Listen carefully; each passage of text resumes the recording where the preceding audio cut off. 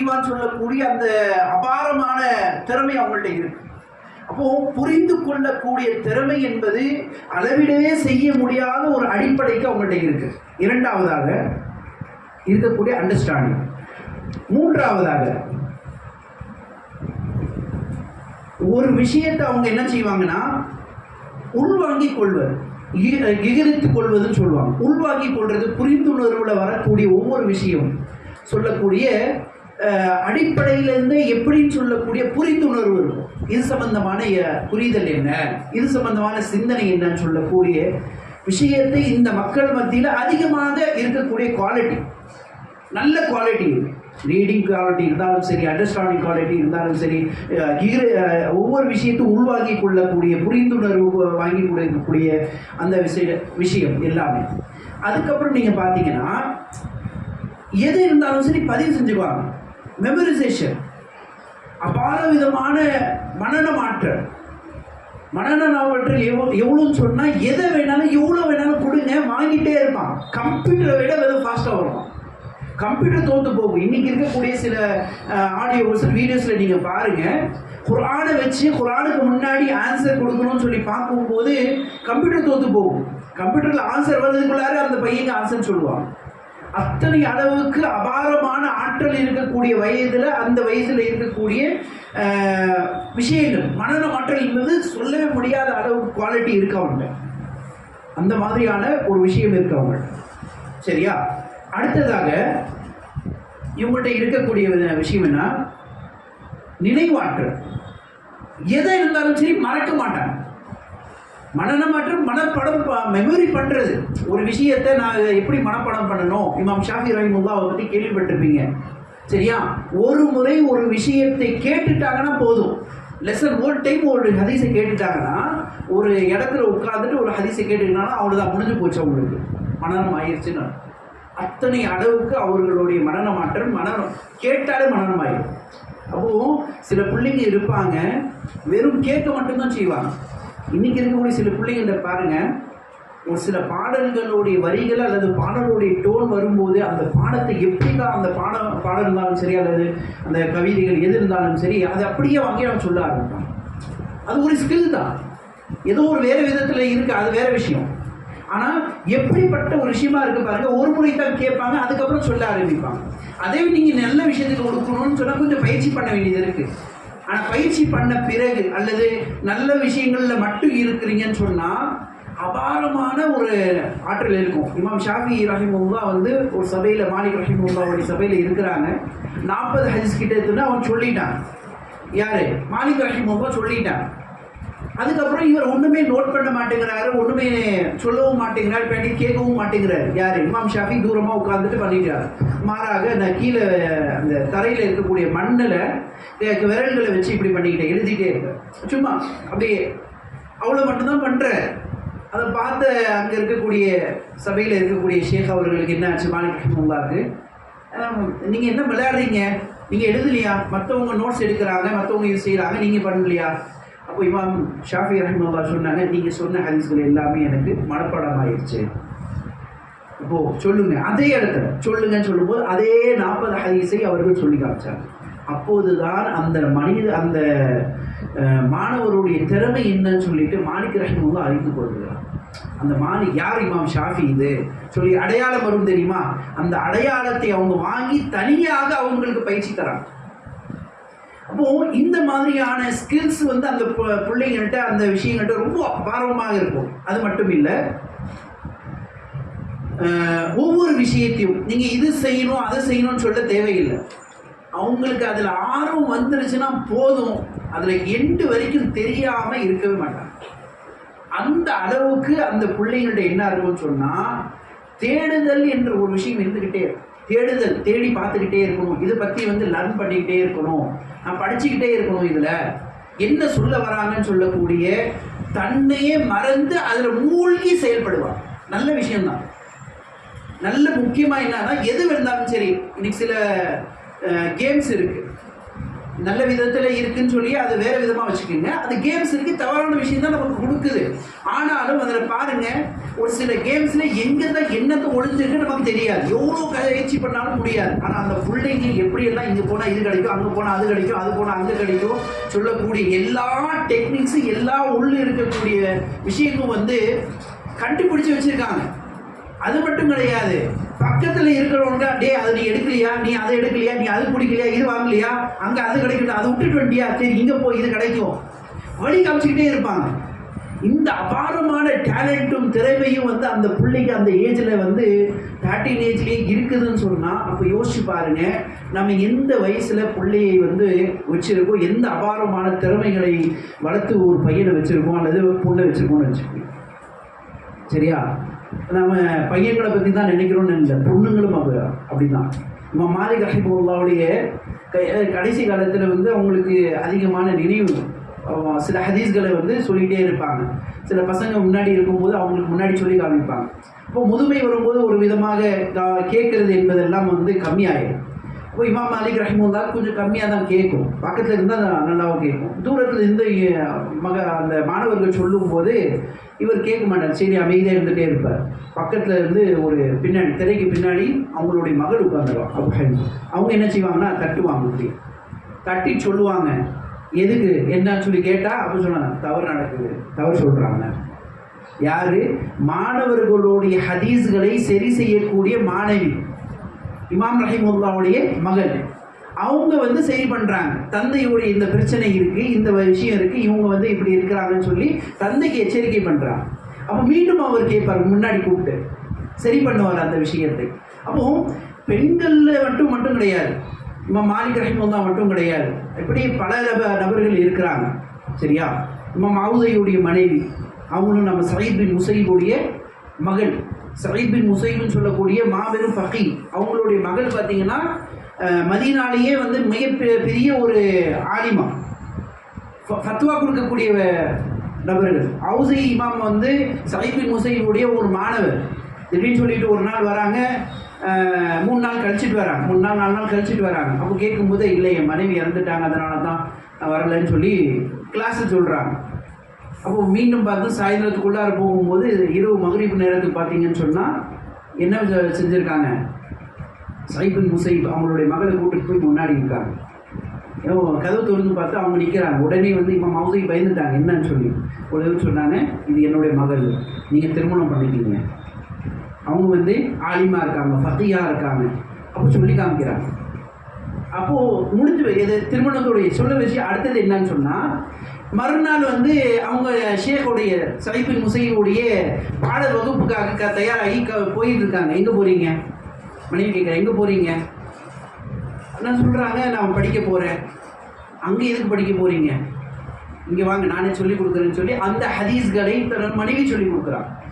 தந்தை சொல்லி இருக்க எல்லா பாடங்களையும் மனைவி சொல்லிக் கொடுக்குறான். இப்போ யோசிச்சு பார்க்க வேண்டிய, அங்கே படிக்க வேண்டிய விஷயம் என்னன்னு சொன்னால், இங்கே பெண்கள் மட்டும் இல்லை, ஆண்கள் மட்டும் இல்லை, 2 பேரும் வந்து சொல்ல முடியாத அபாரமான திறமைகளை வைத்திருக்கிறாங்க அந்த ஏஜில். அந்த திறமைகளை நம்ம தெரிஞ்சுக்கணும். முதன்மையாக நம்ம எதை தெரிந்து கொள்ள வேண்டும் சொன்னால், நலவுகள் என்ன, இவங்கள்ட்ட இருக்கக்கூடிய குவாலிட்டிஸ் என்ன, இங்கள்கிட்ட இருக்கக்கூடிய எப்படிப்பட்ட சிந்தனை, எப்படி அபாரமான விஷயங்கள் வைத்திருக்கிறாங்கன்னு சொல்லக்கூடிய விஷயம் தெரிஞ்சுக்கணும். ஏன்னா இதை ஐடென்டிஃபை பண்ணாமனால தான் இத்தனை பிரச்சனைகள். அவங்களுக்கு வரக்கூடிய பிரச்சனைகள் எல்லாமே என்னன்னு தெரியுமா? முதன்மையாக நான் யாருன்னு சொல்லி அவங்களுக்கு தெரியல, அவங்களுக்கு தெரியல. அதை அடையாளப்படுத்த வேண்டியது, அதை அறிமுகப்படுத்த வேண்டியது ஒரு பெற்றோர்களுடைய கடமை, அல்லது அங்கே இருக்கக்கூடிய சமூகத்தில் முக்கியஸ்தர்களுடைய கடமை. அது அந்த கடமையிலிருந்து சில நேரங்கள் தவறும் பட்சத்தில் இப்படிப்பட்ட விஷயங்கள் இல்லாமல் போயிடும். இதுதான் நடக்கக்கூடிய கோளாறு. எப்படி எதுக்காக இந்த டீனேஜர் எல்லாம் வழிகட்டு போகிறாங்கன்னு சொல்லிட்டு அவங்க மேலே பழி சுமத்துறதுக்கு வழி கிடையாது, இங்கே அவங்க மேலே சொல்லி கிடையாது. அந்த அபாரமான திறமைகளை, அபாரமான விஷயங்களை வழிகாட்டாமல் இருக்கிறோம் தெரியுமா? அதுதான் நமக்கு இருக்கக்கூடிய சவால். இல்லை அப்போ என்ன செய்யணும்? இந்த பிள்ளைங்கள்ட்ட இருக்கக்கூடிய விஷயங்களை நம்ம வந்து ஒரு சில விஷயங்கள் இருக்குது, அதை வந்து நம்ம சரி பண்ணணும். இப்போ நம்ம பாசிட்டிவ் எல்லாம் விஷயத்தை பார்த்துட்டோம். அதே மாதிரி ஒரு சில ஃபிசிக்கல் பவர்ஸ், நம்ம வெறும் இது மட்டும் தான் பார்க்கணும். பிசிக்கலாக உடல் ரீதியான சக்திகள் பார்த்தீங்கன்னா இதை விட அசுத்தமும் சொல்லி குரானே சொல்லுது. ஃபதன் சொல்லக்கூடிய வார்த்தையை வந்து குரான் சொல்லுது. அந்த மாதிரி அடிப்படையில் இருக்கக்கூடிய உடல் ரீதியான எல்லா விதமான பலம் அவங்கள்ட்ட இருக்கும். எதை வேணாலும் வந்து அவங்க செஞ்சுக்கலாம், டெவலப் பண்ணிக்கலாம் சொல்லக்கூடிய விஷயத்தில் அவங்க வளர்ப்பாங்க. சில பேருக்கு வந்து உடல் ரீதியான அந்த ஃபிசிக்கல் ஃபிட்னஸ்ன்னு சொல்கிறதுக்காக ஆர்வம் அதிகமாக இருக்கும். ஆனால் நம்மளுடைய கலாச்சாரம் நம்ம என்ன செய்வாங்கன்னு சொன்னால் படிக்கணும், இது செய்யணும், அது செய்யணும்னு சொல்லிட்டு எது வந்து அவங்களுக்கு எக்ஸ்ட்ரா சொல்லி கொடுத்தாலே போதுமோ அதை வந்து முக்கியமாக காமிச்சிருவோம் சில நேரத்தில். அப்போ உடல் ரீதியான பாதிப்புகள் இல்லாமல் அபாரமான ஒரு விஷயம் அவங்கள்ட்ட இருக்குது. அது மட்டும் இல்லை, இந்த நேரத்தில் அந்த பசங்கள்கிட்ட எல்லா விதமான உடல் உறுப்புகள் வளரக்கூடிய தருணம், எல்லா விதமான உறுப்புகள் வளரக்கூடிய தருணம். இது 1-2 இல்லை, எல்லா விதமான டெவலப் ஒரே டைமில் அட் அ டைமில் நடக்கும். இதனால சில கன்ஃபியூஷன் நடக்கும், உடல் ரீதியான கன்ஃபியூஷன். மாற்றங்கள் வருது, என்ன இது தெரியாமல் போச்சு, மாற்றங்கள் வருது தெரியாமல் போச்சு. ஹார்மோனல் இம்பேலன்ஸ் நடக்கும், ஹார்மோன் எக்ஸ்சேஞ்ச், ஹார்மோன் வந்து பிறக்க ஆரம்பிச்சிடும். அந்த ஹார்மோன் வரும்போது அந்த ஹார்மோன் என்னன்னு சொல்லிட்டு அந்த பிள்ளைங்க புரிய வைக்கணும், இது என்னன்னு சொல்லி தெரிய வைக்கணும். சரியா? ஹார்மோன் வரக்கூடிய விஷயம் என்னன்னு சொல்லி தெரிஞ்சாதான் இது எப்படி கையாளணும், இது என்னன்னு சொல்லி புரியும். அது புரியாம அந்த பிள்ளைய அந்த பையனும் என்ன செஞ்சிடறாங்கன்னு சொன்னா வேற விதமா அவங்களுக்கு புரியுற மாதிரி, அவங்களுக்கு படித்து கொள்ள மாதிரி, அல்லது அவங்கள்ட்ட சொல்லி இருக்கிற மாதிரி அவங்க வந்து என்ன செஞ்சாங்க, செயல்பட ஆரம்பிச்சாங்க. செயல்படுறது பிராக்டிக்கல் செஞ்சு பார்க்குவோம், தெரிஞ்சு பார்க்குவோம் இல்லை, டைரெக்டாக செயல்பாடு தான், டைரெக்டாக ஒர்க்கு தான். ஸோ இதனால தான் பிரச்சனைகள் அதிகமாகும். அப்போ இவங்கள்ட்ட தான் யாரு, தன் உடலில் வரக்கூடிய அபாரமான சக்திகள் என்ன, அதில் அந்த சக்திகள் எந்த விதத்தில் எனக்கு வந்து சேஞ்சஸ் ஏற்படுத்துதுன்னு சொல்லக்கூடிய அந்த விஷயம் தெரியாமல், வழிகாட்டல் இல்லாமல், ஒரு நாலேஜ் இல்லாமல் வளரக்கூடிய மனநிலையில் தான் அந்த பிள்ளைங்க இருப்பாங்க. சொல்ல போகணும்னு சொன்னால் மென்டலி ஹெல்த்துன்னு சொல்லுவோம்ல, மென்டல் ஹெல்த் அவங்களுக்கு ஒரு மூடலாகவே இருப்பாங்க, மயக்கத்திலே இருப்பாங்க. இந்த காலத்தில் எல்லாமே மயக்கம் தான் இருக்கும். ஏதாவது ஒன்று கொடுத்துட்டோம்னு சொன்னால் உடனே எனர்ஜெட்டிக்காக செஞ்சுருவாங்க, நல்லதோ கெட்டதோ, ஆனால் செஞ்சு முடிச்சிருவாங்க. அதுதான் உங்கள்கிட்ட இருக்கக்கூடிய அபாரமான திறமை. அது செஞ்சு முடிக்கக்கூடிய விஷயம் இருக்குது தெரியுமா, எது சொன்னாலும் அப்போ அபாரமாக சரியான விஷயத்துக்கு செய்யணும். ஆனால் நாம் என்ன செய்வோம்னு சொன்னால் அந்த ஹார்மோன் இம்பேலன்ஸோ அல்லது மற்ற விஷயங்களை பற்றி அவங்கள்ட்ட சொல்லாமல் இதை பற்றி நாம் பேசணுமா, இதை பற்றி செய்யணுமா, இப்படிப்பட்ட சங்கங்களை வந்து செஞ்சுக்கிட்டே நாம் இருக்கோம். அதனால பெரிய விதமாக செய்வோம். இரண்டாவதாக இவங்கள்ட்ட இருக்கக்கூடிய அதிகமான விஷயம் துணிச்சலாக செஞ்சிருவாங்க. எது இருந்தாலும் துணிச்சல் நல்ல விஷயம்தான், ஆனால் சில விஷயத்துக்கு தவறு. சரியா? அப்போ துணிச்சலாக செய்யக்கூடிய ஒரு நல்ல விதங்கள் அவங்கள்ட்ட இருக்கு. அது வந்து அவங்க எப்போதுமே வந்து கேரி பண்ணிக்கிட்டே இருப்பாங்க. எப்போ அந்த பயம் சொல்லக்கூடிய விஷயம் வந்து எப்போது வரும்னு சொன்னால், எப்போது வரும்னா நாலாவது அவங்கள்ட்ட இருக்கக்கூடிய விஷயம், எப்போது தன்னை பற்றியான ஜட்ஜ்மெண்ட்டில் தவறாக வராங்களோ அப்போது, செல்ஃப் ஜட்ஜ்மெண்ட்டில் எப்போது அவங்க தவறு இழைத்து விடுகிறார்களோ அப்போது தான் அவங்களுடைய திறமையும் அவங்களுடைய பின்தங்குதலும் ஆரம்பிச்சிடும். ஏன் என் பையன் வந்து நல்லா படிச்சுட்டு இருந்தானே இப்போ ஏன் ஸ்லோவாயிட்டான், நல்லா பேசிட்டு இருந்தானே ஏன் என் பையன் வந்து பின்னாடி உட்காந்து பேசிகிட்டு இருக்கான். இன்னைக்கு இருக்கக்கூடிய நம்மளுடைய பெற்றோர்களோட அதிகமான கேள்வி, நல்ல கலகலப்பாக இருந்தானே என்கிட்ட எது வேணாலும் கேட்பான், ஆனால் இப்போ கேட்குறதே இல்லையே. அதிகமாக வெளியே போயிட்டு வருவான், அதிகமாக வந்து ஃப்ரெண்ட்ஸ் கூட சும்மா பேசணும்னு பார்க்குறான், நான் அந்த ஃப்ரெண்டை பார்க்க போகிறேன், இந்த ஃப்ரெண்டை பார்க்க போகிறேன்னு சொல்லி நினைப்பாங்க. அல்லது ஃபோனில் அதெல்லாம் நமக்கு தெரியும், அதெல்லாம் ரொம்ப ஜாஸ்தியாக ஒரு பழக்கம் நார்மலாக ஆகிடுச்சு எல்லாருக்கும். ஃபோனு அதெல்லாம் பற்றி நம்ம பேசணும்னு சொன்னால் வேறு விதமாக போயிடும். ஸோ இதெல்லாம் இருக்குது. அப்போ அந்த அடிப்படையில் இவங்ககிட்ட எல்லாமே வந்து என்ன இருக்கா, துணிச்சலாக செஞ்சிருவாங்க. ஆனால் துணிச்சலில் எப்போது வந்து தவறுக்கு போகும்னு சொன்னால் நல்லா ஞாபகம் வச்சுக்கணும், அவங்க செல்ஃப் ஜட்ஜ்மெண்ட்டு எப்போது தவறாக பண்ண ஆரம்பிச்சிடறாங்க. அப்போ நம்ம என்ன செய்யணும்னு சொன்னால், செல்ஃப் ஜட்ஜ்மெண்ட்டு நீங்கள் சரியாக நீ இவன் தான், நீ தான் இது சொல்லக்கூடிய உன்னையே அறிமுகப்படுத்துறேன்னு சொல்லக்கூடிய அந்த விதத்தை நம்ம சொல்லணும், விதைக்கணும். நீ யாருன்னு சொல்லக்கூடிய அந்த விஷயத்தை கொடுக்கணும். உணர்வாய் உண்ணைன்னு சொல்லக்கூடிய பல இடத்துல ப்ரோக்ராம் நடத்தியிருப்பாங்க. அந்த உணர்வாய் உண்மை என்ற விஷயம் எதுக்குன்னு சொன்னால் டீனேஜுக்கு தான். நீ யாரும் சொல்லி உன்னுடைய திறமைகளை உன் அபாரமான விஷயங்களை நீ இப்போவே என்ன பண்ணு, அறிந்து கொள், தேடிக்கொள், உன்னுக்குள்ளாருன்னு சொல்லுவாங்க. அதுக்காக தான் விஷயம். அப்போ இந்த இருக்கக்கூடிய ஒரு குகையில எத்தனை அளவுக்கு ஆழமான விஷயங்கள் அடங்கி இருக்குன்னு தெரியாது.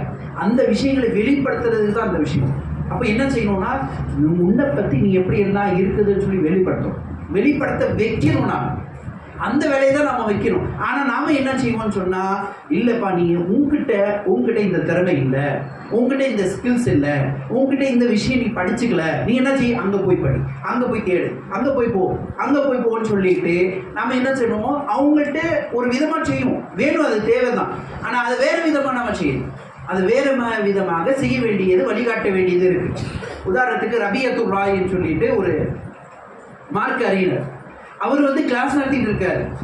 ஒரு பையன் என்ன செய்யறாருன்னா, பார்க்குறாங்க. பையன் வெளியில தூரத்தில் இருந்து ஒரு பையன் நல்ல ஜுப்பா இதெல்லாம் தொப்பியெல்லாம் போட்டுட்டு நல்லா நீட்டாக வராரு.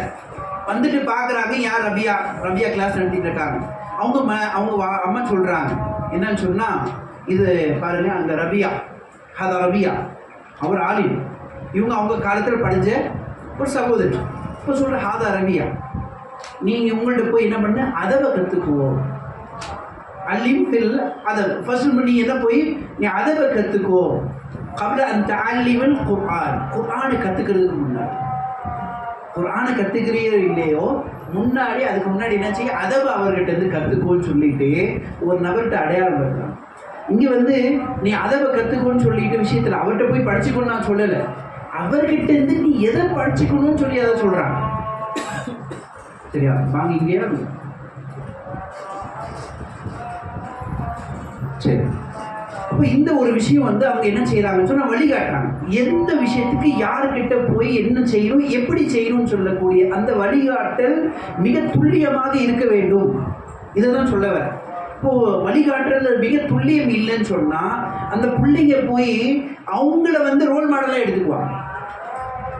நான் தவறு என்ன நடக்குதுன்னு சொன்னா, படிக்க, அதாவது எனக்கு மேக்ஸ் தெரியாது, ஆமா தெரியாதுதான்.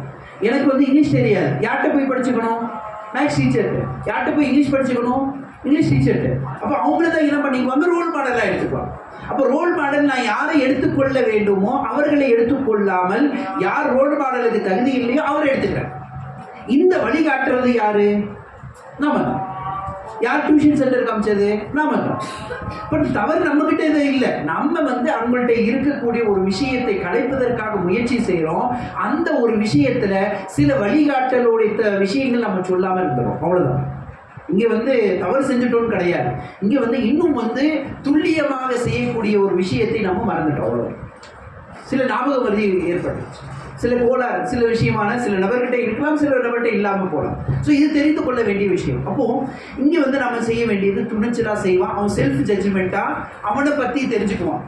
அப்போ செல்ஃப் ஜட்ஜ்மெண்ட்ல எப்போது அவன் தவறு செய்கிறானோ அவன் வழிகேட்டோடைய விஷயத்துக்கு, அதாவது கீழே போகக்கூடிய விஷயத்துக்கு வர ஆரம்பிச்சிடும். இது முக்கியமாக இருக்கக்கூடிய விஷயம்.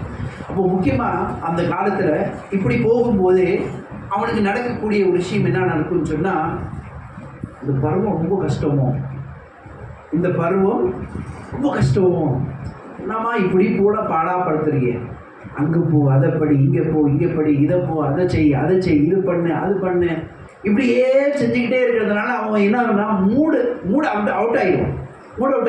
அதிகமான பசங்க, அதிகமான பிள்ளைங்க பாருங்க மூட் அவுட்டில் இருக்கும். மூட் அவுட் எப்போது பண்ண அப்செட் ஆகிடும். ஏன் மூட் அவுட் ஆகுது, ஏன் அப்செட் ஆகுறாங்கன்னா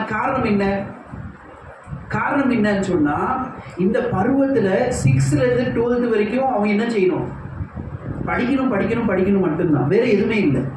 6th ல 8th ல போனாலும் இன்னைக்கு 8th ல கொண்டு போட்டு வச்சுட்டாங்க. அதுவும் ஒரு எக்ஸாம் மாதிரியா கவர்மெண்ட் எக்ஸாமா மாறிட்டு போச்சு. அதுக்கும் ஒரு பெரிய அளவில் கொடுக்குறாங்க. 10th படிக்கணும்னா 8th ல இருந்து கோச்சிங் ஸ்டார்ட். அப்போ இந்த மாதிரியான விஷயங்கள் நடக்கிறதுனால அந்த பசங்களுக்கு என்ன நடக்குது, இதுதான் சக்சஸோ, இதுதான் என்னுடைய அல்டிமேட் கோல்னு சொல்லி அவன் நினைச்சுக்கிறான். அப்போ என்ன இருக்குதுன்னு சொன்னா, எனக்கு 10th 12th தான் அல்டிமேட் கோல், அதுக்கப்புறம் தான் எனக்கு ஆன சுதந்திரம் இருக்குதுன்னு சொல்லி ஒரு புரிதல் அவனுக்கு தானே அவனே புரிஞ்சுக்கிறான். அவனே என்ன நினைச்சுக்கிறான், எனக்கு இந்த காலத்தில் 6th ல இருந்து 12th வரைக்கும் நான் படிக்கிற காலத்தில் நான் அடிமை தான், எனக்கு இருக்கக்கூடிய மேலே இருக்கக்கூடிய நபர்கள், கைடன்ஸோ தந்தையோ தாயோ, இவங்க எனக்கு என்ன சொல்றாங்களோ அதில் தான் நான் வந்து ஒரு கைதியாக செயல்பட வேண்டும் என்ற மனநிலைக்கு அவங்க வந்துடுறாங்க. இதுதான் மனநிலை. அந்த மனநிலையிலிருந்து வெளிப்படுறது ரொம்ப கஷ்டம். இந்த மனநிலைக்கு போகக்கூடாது. என்ன நினைச்சாங்க, இந்த பருவம் வந்து அவங்க என்ஜாய் பண்ணக்கூடியது, ஒவ்வொரு விஷயத்தையும் இலகுவாக எடுத்துக்கொண்டு இலகுவாக செய்யக்கூடிய ஒரு விஷயம் சொல்லிக்கூடிய விஷயத்தை அவங்க புரிஞ்சுக்கணும். ஆனால் அவங்க எப்படி எடுத்துக்கிறாங்கன்னா, இட்ஸ் ஹார்ட், ரொம்ப கஷ்டமான ஒரு பருவம் போல. ஏன்னா 10th பாஸ் பண்ணணும், 12th பாஸ் பண்ணணும், அதுக்கப்புறம் காலேஜ் படிக்கணும், அதுக்கப்புறம் எது உலகத்தில் இருக்கக்கூடிய ஒவ்வொரு பொருளாதாரத்துக்காக கஷ்டப்படுத்தணும்னு சொல்லக்கூடிய அந்த சிந்தனையை இப்போதுல இருந்தே குடும்பங்கள் கொடுக்க ஆரம்பிச்சிடறாங்க. அதாவது குடும்பங்களுடைய பாரத்தை சுமக்கக்கூடிய பொறுப்பை வந்து இப்போதுலேருந்தே தர ஆரம்பிச்சிடுவாங்க. எப்படி இருந்தாலும் ஏதாவது ஒன்று செய்ய தான் போகிறாங்க. ஆனால் என்ன செய்யறதுன்னு சொன்னால், அந்த பாரம் எவ்வளோ பெரியதுன்னு சொல்லியே கொடுக்கறதுனால பாரமாக போயிடும். ஒர்க்கு தான் இல்லைன்னு சொல்லலை, அது ஒரு கடமை தான், சரியா? அது வந்து செய்ய வேண்டிய ரெஸ்பான்சிபிலிட்டி. அந்த ரெஸ்பான்சிபிலிட்டி நீ எப்படி, அந்த ஒரு கடமையை நீ எப்படி எடுத்துக்கணும்னு சொல்லக்கூடிய இலகுவான முறையில் நம்ம டீச் பண்ணாமல் அல்லது சொல்லி கொடுக்காம, அது கற்றுக் கொடுக்காம என்ன நடக்குதுன்னு சொன்னால், குடும்பத்திற்கு சம்பாதிக்கிறது அல்லது சம்பாதிதம் பண்ணுறது பெரிய கஷ்டம் போல, வாழ்க்கையை ஓட்டுறது ரொம்ப பெரிய கஷ்டம் போல. அதனால அந்த பிள்ளைகள் என்ன செஞ்சிடறாங்க, அவர்களுடைய மனதிற்கு எது அட்ராக்ஷன் இருக்கோ, இன்ஃப்ளூயன்ஸ் ஏற்படுத்தி கொள்ளுதோ, அல்லது அந்த பிள்ளைங்களுக்கு ஒரு விதமான மயக்க நிலை, அதாவது சந்தோஷமான நிலை சொல்லுவோம், மற்ற வாழிகளை சந்தோஷத்தை ஏற்படுத்துதோ அதில் சந்தோஷத்தை தேடிக்கொள்வதற்காக போயிடும். சந்தோஷம் எங்கே இருக்கணுமோ, எந்த ஏற்படுத்தி கொள்ளணுமோ அங்கே சந்தோஷத்தை நம்ம ஏற்படுத்தி தராதனால எதெல்லாம் சந்தோஷம் தராதோ அதிலெல்லாம் சந்தோஷத்தை தேடிக்கொள்வதற்காக சொல்லுவோம். ஆக்சுவலி உண்மையிலே என்னன்னா, இது மாற்ற வழியில் நம்ம சொல்லணும்னு சொன்னால், இது ஹார்மோனில் இருக்கக்கூடிய டோபமைன் சொல்லக்கூடிய ஒரு ஹார்மோன். இது எப்போதும் எந்த விஷயத்தை செஞ்சாலும் டோபமைன் வரத்தான் செய்யும். நல்லதுக்கும் வரும், செஞ்சாலும் வந்து எதுக்கு வேணாலும் டோபமைன் வரத்தான் செய்யும். ஆனால் இந்த டோபமைன் என்ன செய்யணும்னா, இது ரிலாக்ஸ் பண்ணிகிட்டே இருக்கும். எப்போதும் என்ன செஞ்சாலும் வரும். நீங்கள் வந்து ஒரு இந்த டோபமைன் வந்து வரணும்னு சொன்னால் நீங்கள் எது செஞ்சாலும் வந்துடும். அது நல்ல டோபமைனாக உங்களுக்கு மாறணும்னு சொன்னால், நல்ல ஆரோக்கியமான ஆக்டிவாக டோபமைன் இருக்கணும்னு சொன்னால், அந்த செயல்பாடு, அந்த சொல்லு என்பது சரியாக இருக்கணும், கரெக்டாக இருக்கும். அப்போதுதான் அந்த டோபமைன் சரியாகும். சரியா? அப்போதுதான் நல்ல சந்தோஷத்தை உங்களுக்கு கொடுக்கும். இல்லைன்னு சொன்னால் பொய்யான சந்தோஷத்தை கொடுக்கும். அதுக்கு பேர் தான் அடிக்ஷன். அதுக்கு பேர் தான் அடிக்ஷன். இது ஹார்மோனில் நடக்கக்கூடிய டோபமைன் செய்யக்கூடிய ஒரு வேலை. இப்போ டோபமைன் என்னன்னு சொல்லிட்டு நீங்கள் அதிகமாக தேடி பாருங்க, படித்து பாருங்க, அப்போ உங்களுக்கு புரியுது. அப்போ டோபமைன் எல்லாத்துக்கும் இருக்கும். இப்போ நான் வந்து என்னுடைய சந்தோஷத்தை கொஞ்சம் நேரம் நான் ரிலாக்ஸாக ஃபீல் பண்ணுவேன். நான் ரிலாக்ஸாக என்னுடைய காலையிலேருந்து நான் படிச்சுட்டு வந்திருக்கேன், நான் ரிலாக்ஸாக ஃபீல் பண்ணுவேன் சொன்னால் கொஞ்சம் நேரம் உட்காந்து ரீல்ஸ் பார்ப்பேன். நான் ரீல்ஸ் பார்ப்பேன். இப்போ ரீல்ஸ் பார்க்கறது என்பது நான் பார்க்குறதுன்னு சொல்லுவேன். நான் ஏதோ பையன் ஒரு பொண்ணு அல்லது யாரோ ஒரு செய்கிறாங்க, ஒரு தந்தையோ. இப்போ பாருங்கள், காலையிலேருந்து ஒரு ஆண் என்ன செய்வாங்க, வெளியில் எல்லாமே மூளை ரீதியான வேலைகள் செஞ்சு முடிச்சுட்டு வீட்டுக்கு வந்துட்டு என்ன செய்வாங்க, ஒரு கொஞ்ச நேரம் அந்த டிவி ரிமோட்டை போட்டுட்டு ஏதாவது பார்ப்பாங்க. மைண்டை என்ன பண்ணுறாங்க, டைரெக்ஷனை மாற்றுறதுக்காக ஏதாவது ஒரு விஷயத்தில், வேறு ஏதாவது ஒரு விஷயத்தை தன்னுடைய கவனத்தை செலுத்திட்டு அதில் வந்து என்ன நடக்கும்னு சொன்னால், அவங்களுக்கு பிடிச்சிருக்கக்கூடிய ஏதாவது ஒன்று, பாட்டோ அல்லது படமோ அல்லது சீரியல்ஸோ அல்லது ஜோக்ஸோ அல்லது இருக்கக்கூடிய ஏதாவது ஒன்று போட்டு பார்ப்பாங்க. அது நான் வந்து பார்க்குறது தப்பாக இல்லை, அதெல்லாம் பேச வரல, ஆனால் நடக்கிறத பற்றி பேசுவோம். இதே வந்து பெரியவங்க செய்வாங்க. அதே வீட்டு மனைவிகள் அவங்க இருக்கிறாங்க, வீட்டு இல்லத்தரசிகள் இருக்கிறாங்க, அவங்க என்ன செய்வாங்க, பக்கத்தில் இருக்கக்கூடிய மக்கள்கிட்ட போய் பேசுவாங்க. அவங்கள்ட்ட கொஞ்சமாக பேசலைன்னு சொன்னால் அவங்களுடைய அந்த காலையிலேருந்து சாயந்தரம் வரைக்கும் இருக்கக்கூடிய ஸ்ட்ரெஸ் போகாது. அந்த மன அழுத்தம் என்பது ரிலீஸ் ஆகாது. அதனால என்ன செய்வாங்க, பக்கத்தில் போய் ஒரு சலாமாக சொல்லிட்டு வருவாங்க. சலாம்னா சும்மா பார்த்துட்டு முகத்தை பார்த்துட்டு சிரிச்சிங்கன்னா, நல்லா இருக்குங்க, கை காமிச்சிட்டு வந்தாலே அந்த உடனே அந்த டோபமைன் என்பது ரிலீஸ் ஆகிடும். அது வந்து நீங்கள் உட்காந்து ஒரு அவங்களுக்குள்ளார இருந்து ஃப்ரெண்ட்ஸியாக உட்காந்து பேசக்கூடிய எல்லா விதமான ஏற்கனவே பண்ணியிருப்பீங்க, ஏற்கனவே செஞ்சுருப்போம்ல, ஏற்கனவே வந்து ஒரு 3 நாள் முன்னாடி 5 நாள் முன்னாடி உட்கார்ந்து கலகலப்பா 1 மணி நேரம் 2 மணி நேரம் பேசியிருப்போம். அப்போது நம்மளுடைய உள்ளத்துல என்னென்னா பிறந்துச்சோ என்னெல்லாம் வந்துச்சோ அதெல்லாம் இன்னைக்கு நீங்க ஒரு 2 நிமிஷத்துல வெளியே போய் அவங்க மூஞ்சியை பார்த்தோன்னே வந்தாச்சு. இந்த ஆக்டிவிட்டி நீங்க ஏற்கனவே உருவாக்கி இருக்கக்கூடிய விஷயம் இங்க என்ன நடந்துச்சு, நீங்க ஒரு செகண்ட்ல வந்தாச்சு. புரியுதா என்ன சொல்ல வரேன்ட்டு? இப்போ என்னன்னா அடுத்தது நம்மளுடைய பசங்க பெண்கள்கிட்ட வந்தீங்கன்னு சொன்னா இதே விஷயத்தை அடிக்கடி பண்றதுனால அவங்களுடைய ஹார்மோன் சொல்லக்கூடியது உடனே எல்லாத்தையும் வந்து வெளியே தெரியும். இதனாலதான் இன்னைக்கு இருக்கக்கூடிய ஆண் பிள்ளைகள் ஆண்களாக இல்லை, ஆண்மை சொல்றோம்ல, அந்த ஆண்மை இல்லாதவராக வரக்கூடிய பிள்ளைகளாக வர்றதுக்கு காரணம் தான். என்ன ஆகுது, சந்தோஷம் என்பது ஒரு சந்தோஷம், ஒரு காலத்தில் போய் ஒரு சந்தோஷமாக இருக்கக்கூடிய காலம் என்பது ஒரு நீட்டமாக இருக்கக்கூடிய ஒரு டைமில் இருக்கக்கூடிய ஒவ்வொரு விதமான இருக்கக்கூடிய ஒரு விஷயம் அது.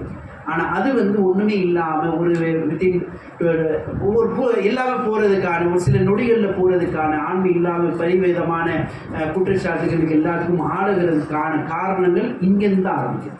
அங்கே போய் வேதனைப்படி காரணம் இல்லை.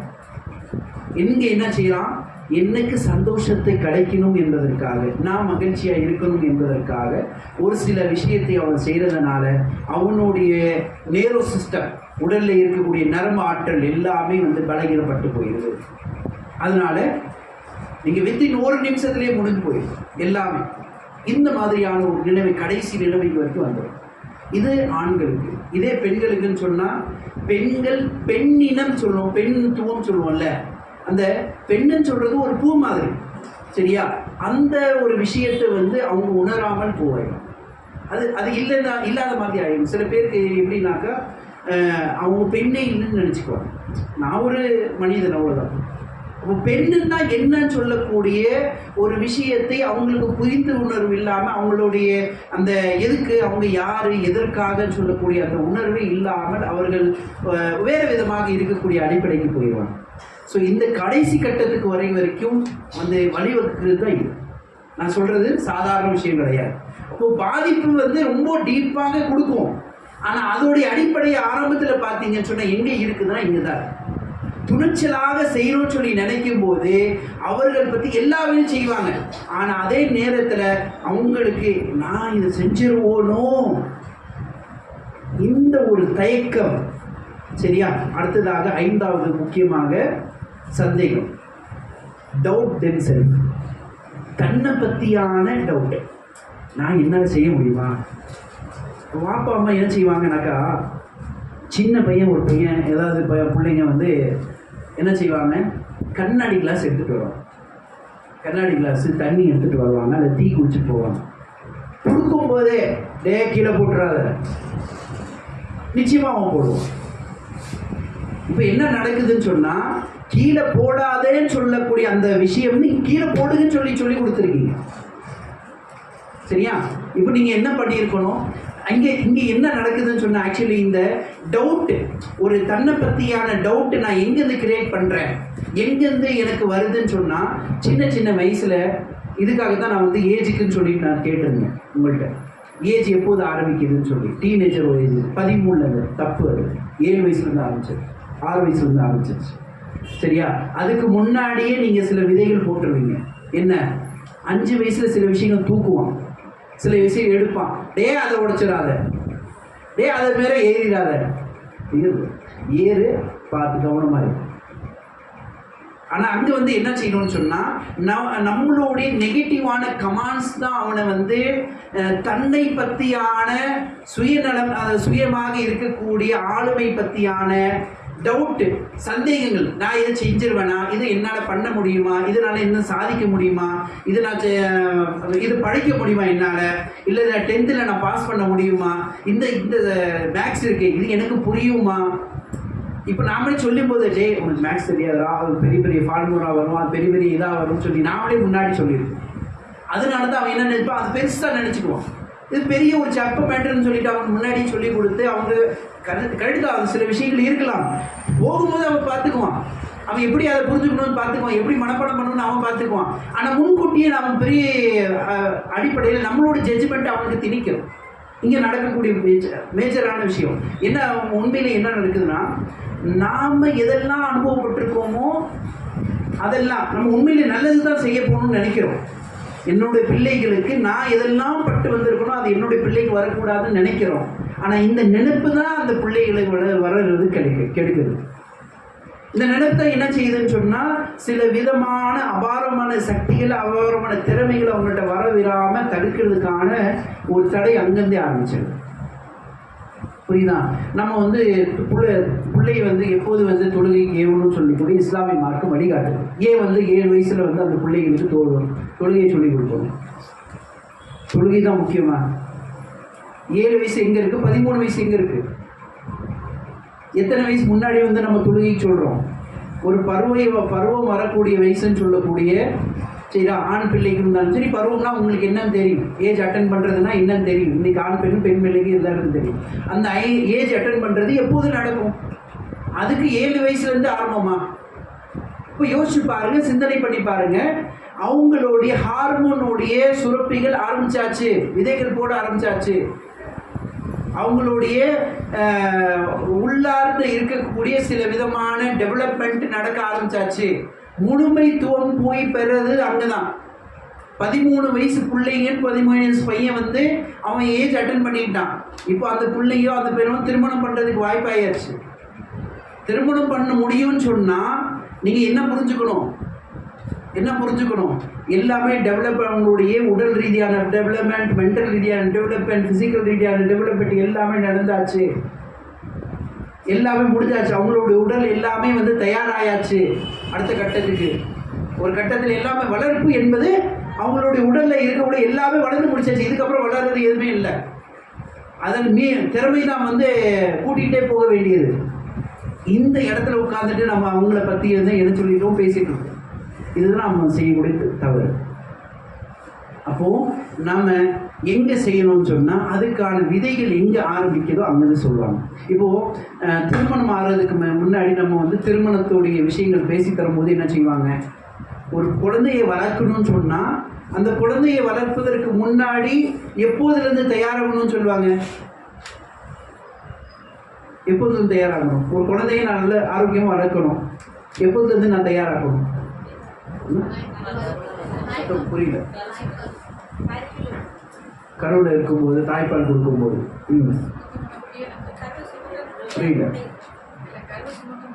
சுமக்க முடியாது. மாஷா அல்லாஹ். நான் ஒரு பெண்ணை தேர்வு பண்ணும் போதே தெரியும். எங்கேருந்து செய்யணும்? ஒரு பையனை, ஒரு தேர்வுனை, பையனையோ பொண்ணையோ பார்க்கும் போதே செய்யணும். எனக்கு இந்த பிள்ளை தான் வேணும், எனக்கு இந்த பிள்ளை தான் வேணும்னு சொன்னால் நான் எங்கே போய் போகணும்?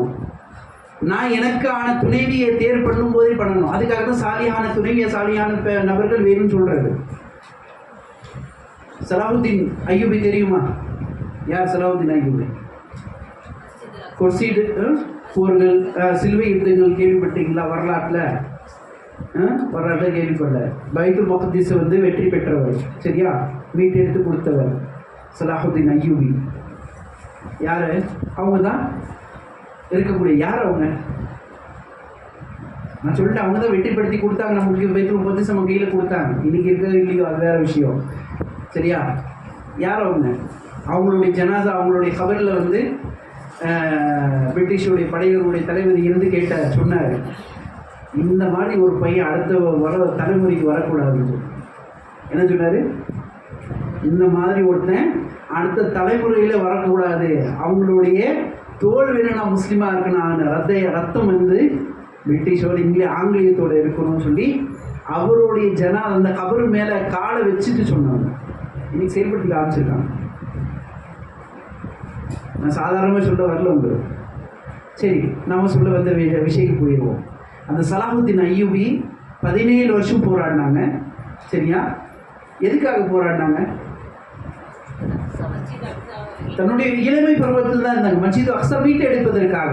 யார்கிட்ட இருந்துச்சு? அவங்கள்ட்ட மீட்டு எடுப்பதற்காக. வரலாறு படிச்சு பாருங்க, சரியா. சிலுவை யுத்தங்கள் சொல்லிட்டு இருக்கு, சரியா. அது யுத்தங்கள் புத்தகங்களாக இருக்கு, அது படிச்சு பாருங்க. ரொம்ப முக்கியமான ஒரு இது அது. அந்த மாதிரி இருக்கக்கூடிய ஒரு விஷயம்.